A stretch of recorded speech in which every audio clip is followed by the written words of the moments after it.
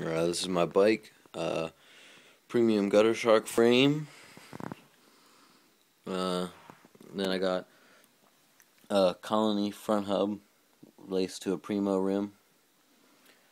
Maxxis folding grifters front and back.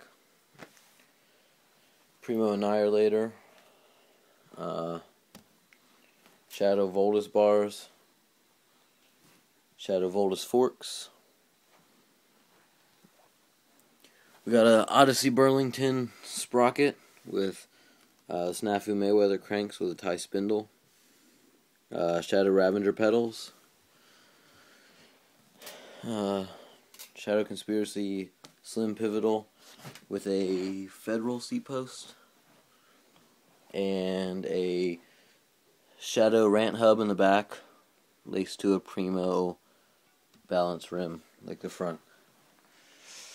And then we got some fit grips. I'm not sure which specific ones.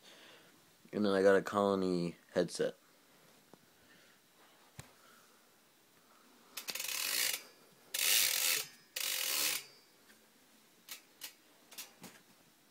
That's my bike check.